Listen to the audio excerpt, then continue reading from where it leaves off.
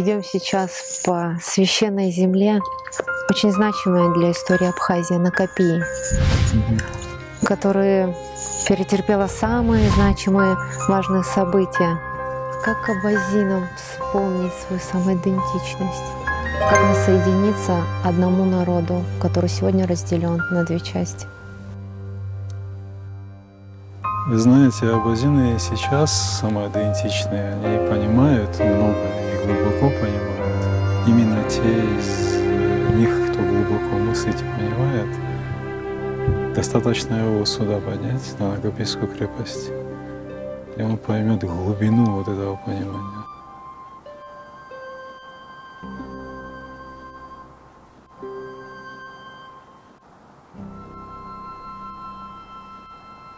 То, что он не мог найти, возможно, на Северном Кавказе, он найдет вот здесь.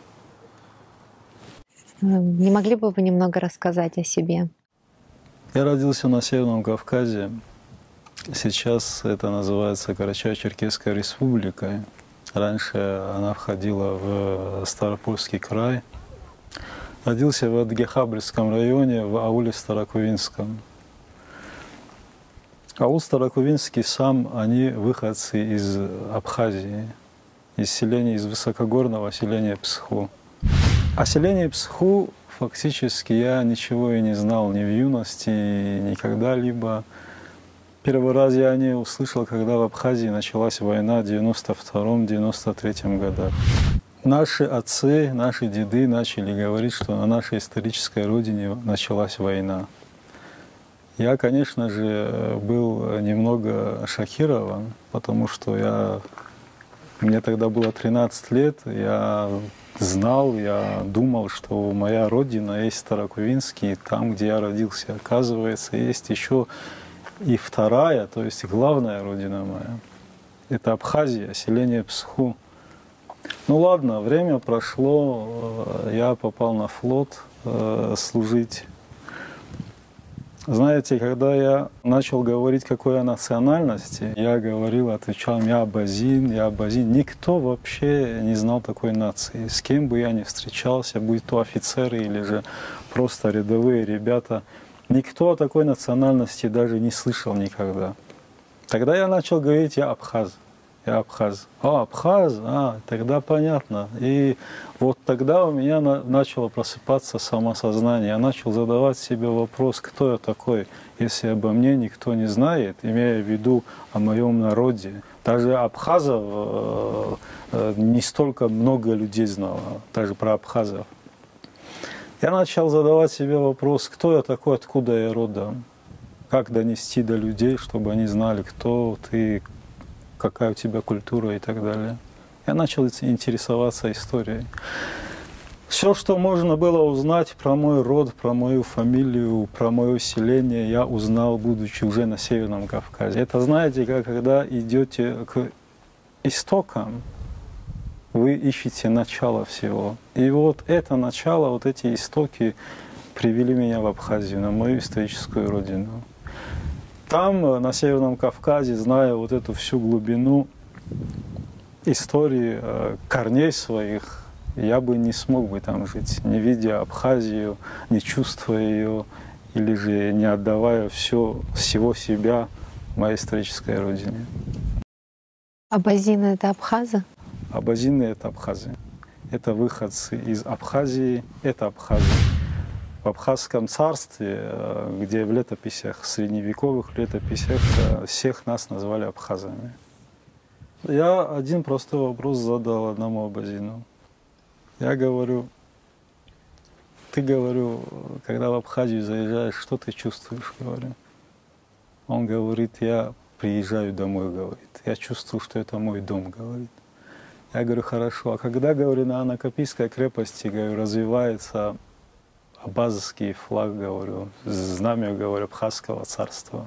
Он говорит, я начинаю гордиться, у меня сердце, говорит, начинает выходить из груди, говорит. Я говорю, хорошо. С одним абазином я сюда поднимался. Я говорю ему, ты знаешь, говорю, что такое Абхазия вообще? Что такое родина, говорю? Ну, родина, говорит, это Абазашта, говорит, это наш аул. наше село, родина, говорит, это Абхазия. Нет, говорит, вот сейчас, говорю, если ты в действительности в душе, говорю, Абаза, говорю, если ты Апсуа в душе, говорю, то, поднявшись высоко, говорю, на Накопийскую крепость, вот там ты поймешь, что это такое, говорю. Хорошо. Я ничего не рассказывал ему, ни историю вот этой крепости, цитадели, вот это, ничего. Мы поднялись, вот в эту башню мы на самую вершину поднялись, там, где знамена развиваются. А теперь, говорю, посмотри. Вот так он стоял, и у него на глазах слезы навернулись. Я говорю, что, понимаешь, говорю, кто ты есть? У него глаза наполнились вот слезами. Он говорит, теперь я понимаю, говорит, кто я. Вы думаете, у человека такая сильная связь со священным местом? И это не только священное место, вообще у человека очень сильная связь со своей родиной исторической, где, если, допустим, 4 поколения моих отцов лежат на Северном Кавказе, то все мои корни, все, что было связано с моей семьей лично, за 1000 лет здесь все происходило. И каждые 5 земли, каждый метр земли. Вот я иду в Абхазию, вот сейчас я шагаю, я стою на моей родине, на моей земле. Я могу с уверенностью даже сказать, что именно здесь, на этом месте, возможно, невозможно, а стоял мой предок или знающий моего предка. Понимаете? Вот эта связь, она вдохновляет. А что вы чувствовали на вершине Анакапии? Отсюда я всегда говорил, что с Анакапийской крепости я заберу камушек маленький. Когда еще будучи там находился. Когда за Анакапию говоришь, когда я впервые сюда попал, я вообще не говорил ни о чем, ни с кем не говорил. Я молчал, и у меня в душе вот все вот это переплеталось, вот это все. Не знаю, эмоции были, эмоции счастья, радости, печали, грусти. Все переполняло. Это не только с Анакапией связано. Анакапия — это только небольшая часть. А первый раз в жизни, когда я пересек границу Абхазии, у меня колени начали дрожать, и слезы начали идти. Вы думаете, это не самовнушение? Это реально дух предков? Нет. Знаете, я рос как-то самостоятельно, не только в системе. Система — это был переломный момент. Я в переломный момент вырос, когда Советского Союза не стало, и Россия только формировалась, вот как сейчас она есть. В этот момент мы были оставлены самим себе. И вот в этот момент мы начали понимать. Вы говорили, вас воспитывала природа? Меня воспитывало общество, меня воспитывала семья моя, но в духовном понимании меня воспитала природа. Американские исследователи делали какой-то ДНК-тест, и у вас выявили самое старинное ДНК в мире? Нет, это не самое старинное, это одна из старинных, R1, B1A2. Этой гаплогруппой имеют сейчас и англичане до 90%. Это у Баска 89%. Это одна из древних, старинных гаплогрупп вообще в мире. Что в вашем понимании Апсора? Апсора, в моем понимании, прежде всего, это преданность к своему народу. Преданность. И вы прекрасно должны понимать, что под преданностью подразумевается все. Это и совесть, и честь, и достоинство, и мужество, все человека. Чтобы вы были преданным человеком, у вас душа должна быть чистая. Настолько чистая, чтобы вы понимали суть этой преданности. Могу ли я предположить, что Апсора — это кодекс чести? Это путь человека к Богу. Это внутренний духовный потенциал. Вы можете предположить это, конечно же, но Апсора, это не только честь. Апсора — это нечто духовное, нечто такое, чего невозможно объяснить. Если мы часто будем повторять вот это слово Апсора, мы никогда ее не поймем. Мы никогда не познаем глубину и суть этого понятия. Прежде всего нам надо понимать вообще, что такое понятие вот, честь, что такое слово честь, мужество, преданность, как я сказал, достоинство, искренность, ум. И только раскрывая вот эти понятия, вы начнете искать себя изнутри, вы начнете понимать свою душу.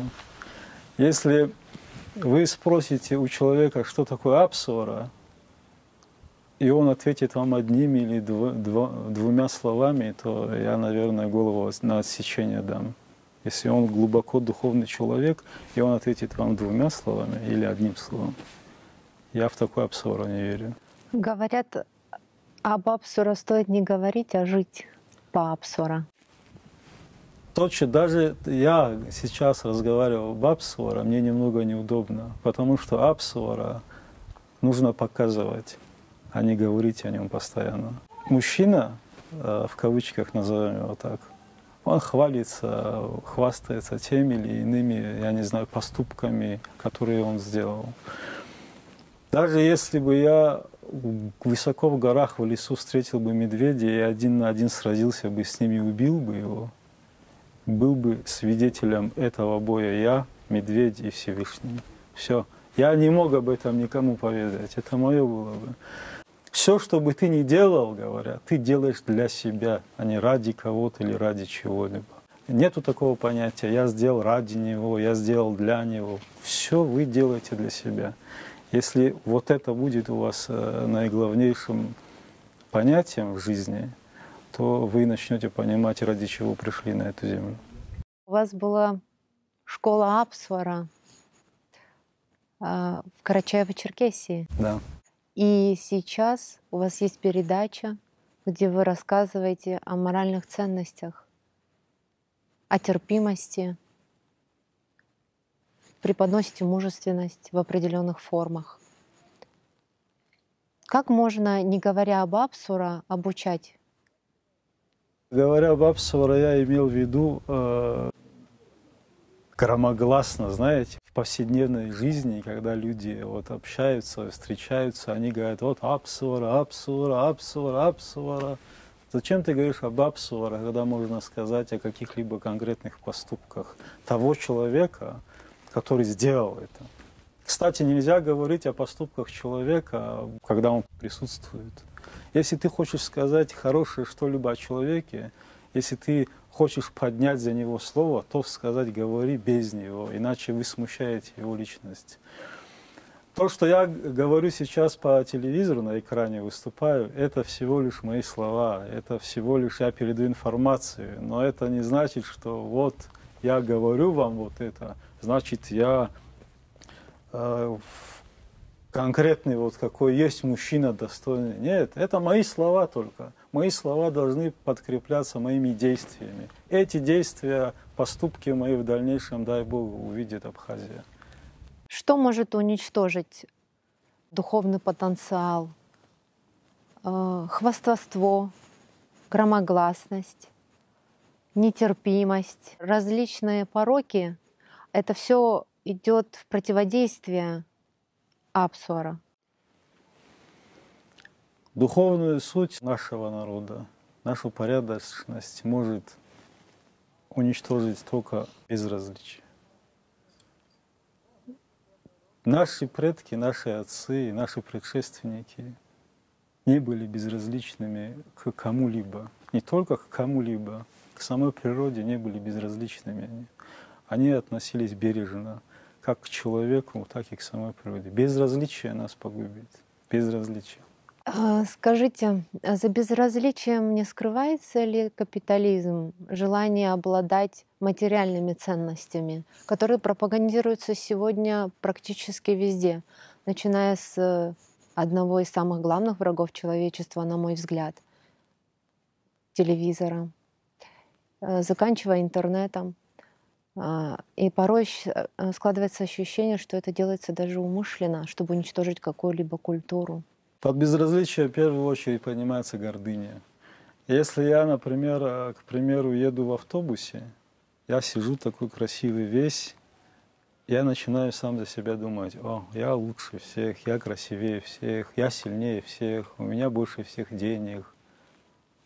гордыня.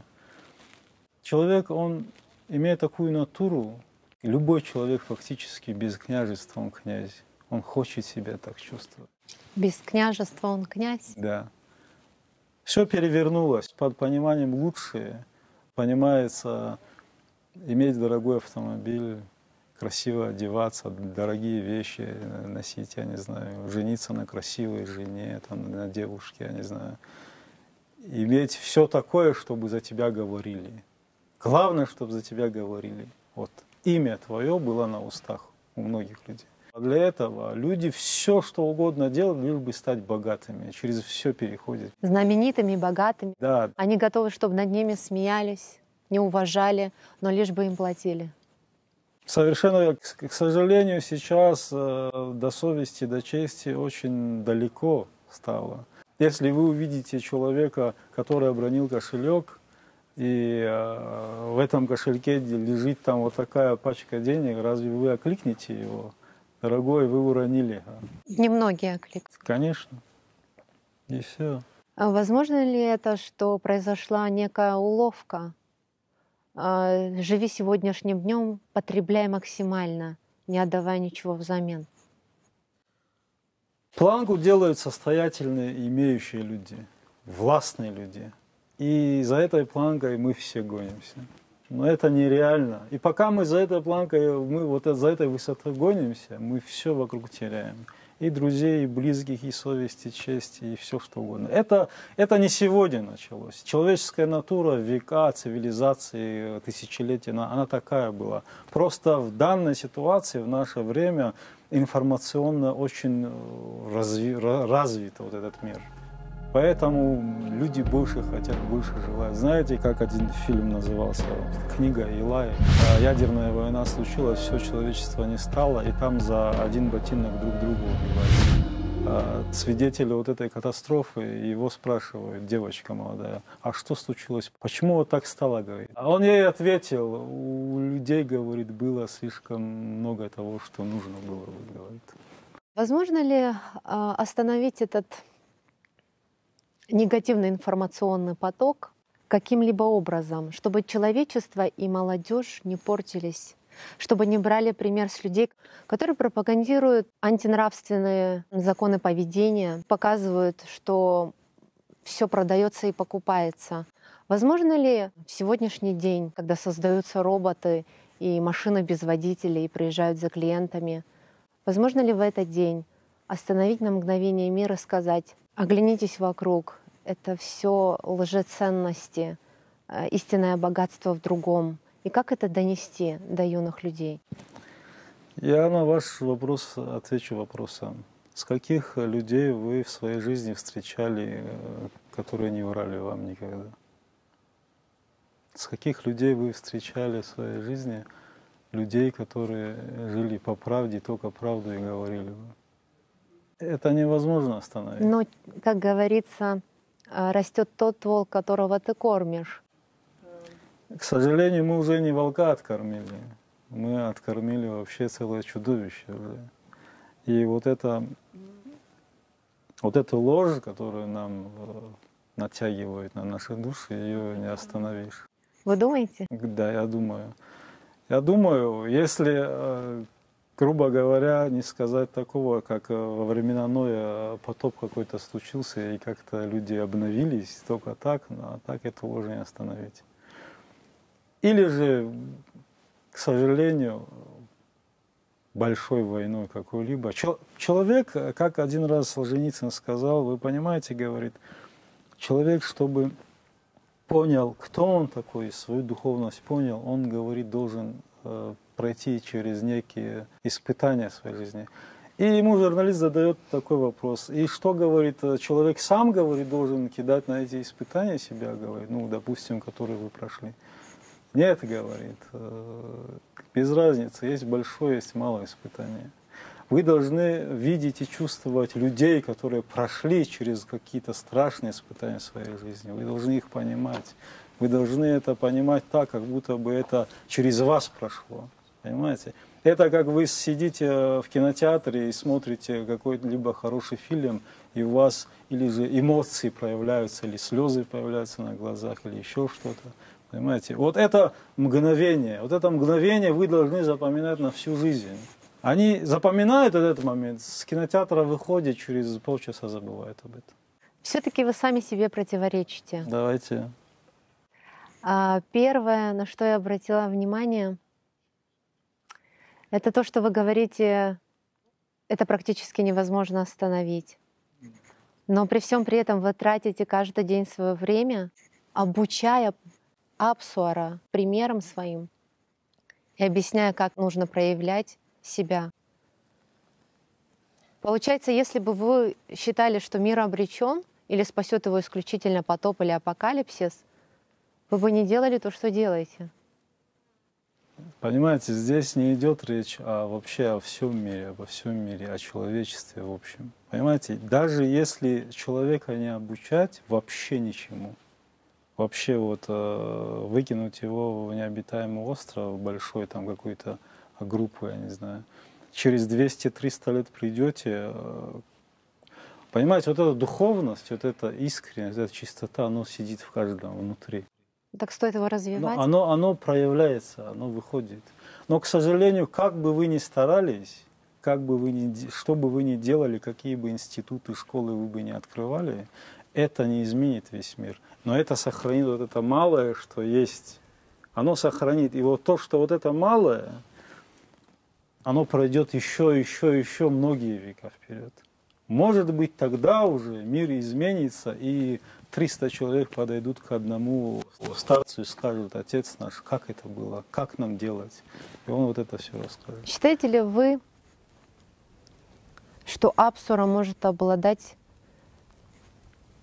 человек любой национальности? Апсуара — это наше, абхазское, абазское, Апсуа — это наше. Это наше название. Но та же честь, та же мораль есть, допустим, в кодексе японцев Бусидо у самураев. То же самое можно найти у североамериканских индейцев. То же самое можно найти у британцев, или у англичан, или у валийцев, у испанцев. Все что угодно. Отчаянное самопожертвование можно найти у русских. Везде, у русских, везде. Апсуара — это наше слово. У русских это по-другому может звучать название. У других национальностей по-другому. Апсуара — это совесть души, наверное. Ну что такое? Это общечеловеческое. Возможно, кто-то, какие-то национальности или народности во всем мире, они более сохранили вот эту человечность, вот это понятие, понимаете? Поэтому это не только черта абхазца, это общечеловеческое понятие. Что для вас патриотизм? Патриотизм что? Вот многие думают, что бить себя в грудь или поднимать знамя — это патриотизм. Патриотизм, в моем понимании, это то, как ты относишься к соседу своему. Вообще патриотизм — это, в моем понимании, то, как ты относишься к своей земле. Понимаете? Если вы едете на машине и выкидываете мусор, то вы не можете себя называть патриотом. Патриотизм — это чистота намерений твоих, намерений. По отношению к родине? По отношению к родине.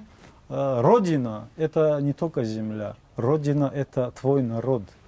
Патриотизм не ограничивается просто твоей землей или же охранять свою землю от внешних врагов или от кого-либо, или от внутренних врагов, не знаю. Патриотизм не основывается только на этой крепости, на земле этой. Патриотизм — это твой народ. Отношение к твоему народу. Любовь к нему. Любовь к своему народу, уважение к своему народу. Понимаете? Что грозит народу, который теряет свою культуру? Даже если количество людей в этом государстве будет более 140 миллионов. Если, когда народ теряет свою культуру, то в лице любого другого народа мы станем второсортными. Говорят, есть даже метод: уничтожь культуру народа, и ты сможешь его поработить. Все, да. А какие методы есть уничтожения, на ваш взгляд? Ну вот то, о чем мы говорили. Продажность? Да, вместо цены моральной, цена денежная, Материальная. материальная, да. И все. Так всегда делали. Это делается за счет тщеславного, к примеру, человека. Конечно, за счет тщеславного и за счет того, кто умеет красиво преподносить это, говорить это. А зачем ты идешь ему помогать? Он забор же строит, надо позвать. Зачем тебе это надо? Иди лучше огород свой. Или, к примеру, он является продюсером какого-либо телеканала и сплавляет туда умышленно аморальный контент. Если, послушайте, если вы профессионал, делайте свою работу. Но здесь, к сожалению, знаете как, здесь они и свою работу делают, и еще чью-то работу делают, и его гнобят тоже. Ну, это вообще, это, наверное, я не знаю, в какой-то сфере деятельности так и надо делать, чтобы шагать через людей, но жизнь-то ваша закончится, каким бы вы знаменитым или популярным не были бы. Тогда что у вас останется? А может, они неверующие люди просто? Они думают, их съест земля и все. Ну, человек неверующий, это его право, ради Бога. Но у меня нету такого понимания, что вот не верить. Потому что если я не верю, то смысла жизни я не вижу. Я родился, мое тело похоронили, мой сын родился, его сын, я этого не вижу смысла вообще, абсолютно никакого.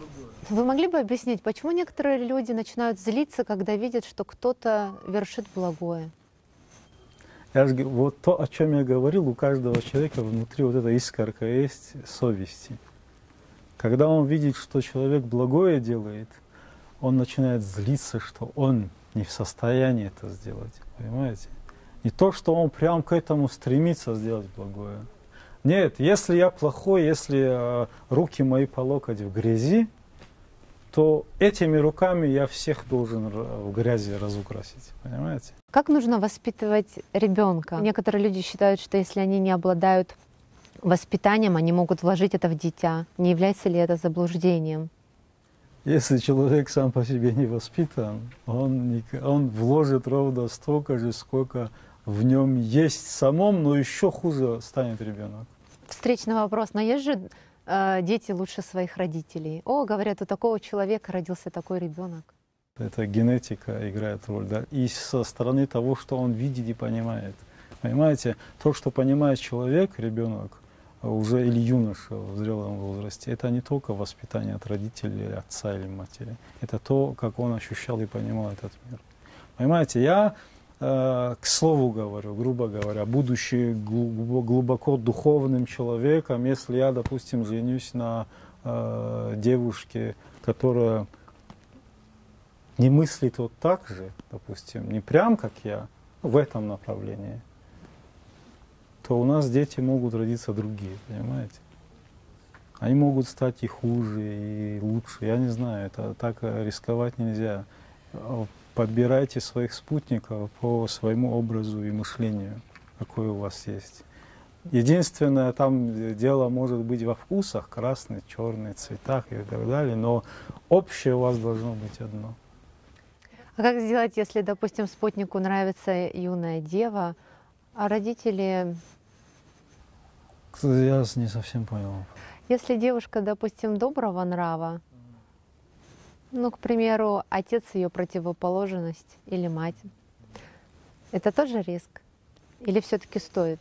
Нет, нет. Если девушка сама добрых нравов, то вы прежде всего женитесь на девушке, а не на ее родителях.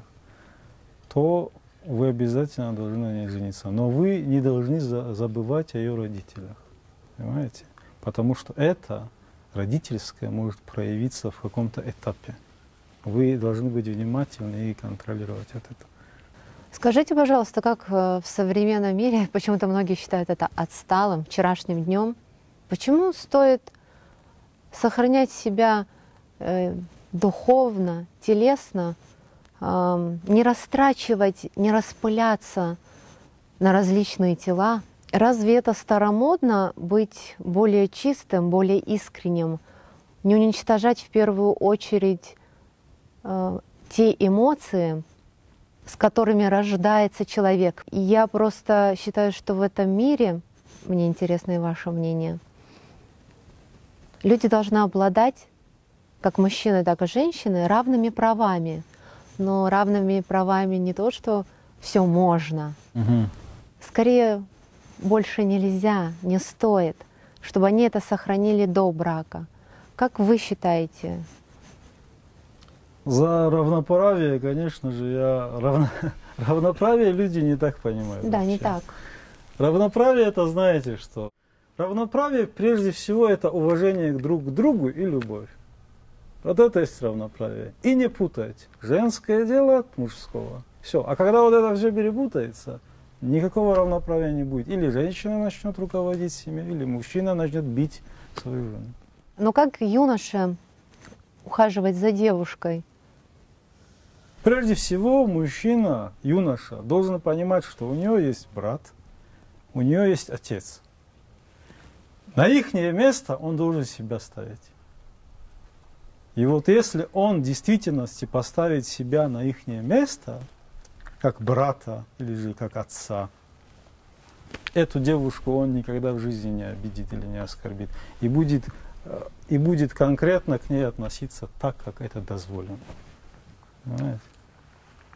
Мужская солидарность. Понимаете? Есть у него брат. Я тоже брат кому-то. Вот это он должен понимать. У меня встречный вопрос. Некоторые мужчины считают, что если женщина ведет аморальный образ жизни, представим самый развязанный, то это есть оправдание его поведению, его поступкам. Является ли это оправданием? Прежде всего, вы живете для себя. Запомните, для себя. То есть для ваших поступков, которыми вы будете отвечать перед Всевышним. Какая разница, она аморальная или какая? Вы же за себя отвечаете. Если она аморальная, ее что, можно пнуть ногой, что ли? Вы мужчина, вы за себя отвечаете. Вы ведите себя так, как достойно мужчине. А морально ли она, моральную ли жизнь она ведет, это не ваше дело. Это Всевышний будет разбираться с ней. Это не ваше дело. Главное, чтобы она на вас не нападала. Я бы хотела зачитать вам несколько строк, если позволите, и потом их с вами обсудить. Если нашим зрителям будет интересно, то я бы хотела, чтобы они больше читали книги авторов, которые заслуживают уважения. Потому что, на мой взгляд, книги — это самая важная ценность, первичная, откуда можно потреблять информацию, которая в будущем может послужить благом. Это книга Руслана Гошбы «Акумвюа».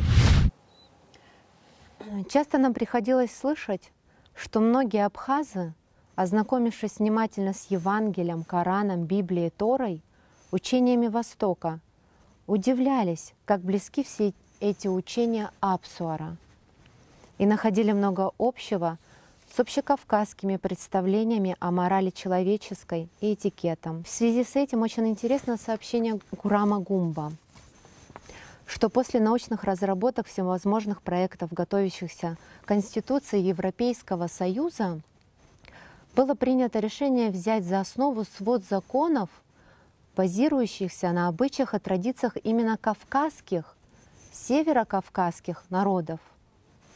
С этой целью несколько японских специалистов, как свободных от европейского стереотипного мышления, были командированы в Турцию, где они, изучив абхазский, адыгский и чеченский языки, уже 1,5 года исследуют демократические институты кавказцев. После предварительного ознакомления специалисты остановились не на Кавказе, а избрали кавказскую диаспору, которая, по их мнению, лучше сохранила кавказскую систему ценностей, будучи не подвергнутой влиянию коммунистической идеологии и массовой культуры Запада. Здесь нет ничего необычного, просто еще одно свидетельство о том, насколько глубоко залегает пласт общекавказской культуры, который, очевидно, является одним из тех китов, на которых держится прошлое и нынешняя история человечества. И когда знакомишься с Декларацией прав человека, то видишь, насколько нынешние законы вроде цивилизованного мира отстают в морально-этическом плане от традиционной культуры народов Кавказа. Сегодняшняя история разве не пример? Позвольте, я тоже немного прокомментирую. Не всегда пример. Как сохранить то самое ценное, что есть в нашем народе? Тот духовный ствол, благодаря которому, вопреки всем предсказаниям и правилам этого мира, абхазы должны были быть уничтожены или должны были бы исчезнуть еще много веков назад. То, что нас бережет и позволяет рождаться новому поколению. Как можно это сохранить? Молодому поколению, чтобы не потерять Апсора, они должны видеть пример. Одними книжками, интернетом или же, я не знаю, занятиями с ними, просто устными, они этого не усвоят. Они должны видеть пример от старших, повседневной жизни. Просто вот идет юноша, и он видит поступок. Понимание духовности приходит вот в возрасте юношеском. Понимаете? Чтобы это пришло, юношу надо в работе его отвлекать, давать понять. Вы считаете, труд облагораживает? Конечно, труд в первую очередь. Труд укрепляет духовность. Понимаете? Он развивает духовность. Ведь наши предки, вспомним наших отцов, дедов, скажем, которые с утра до вечера работали. И посмотрите на их лица. Их лица даже в глубокой старости, они улыбались, они были счастливыми. Они были высокодуховными людьми. Прежде всего, вставая каждое утро, будьте к себе честным. Не делайте того в одиночестве, чего вы не сделаете в обществе. Сам перед собой не делайте этого. Будьте чисты в намерениях, в помыслах своих, перед любым человеком, перед любой ситуацией. И вот если таковые люди будут, а они есть, они в любом обществе, в любом народе есть, то вот эта совесть, вот это понятие, за что мы сегодня говорим, Апсора, никогда не исчезнет.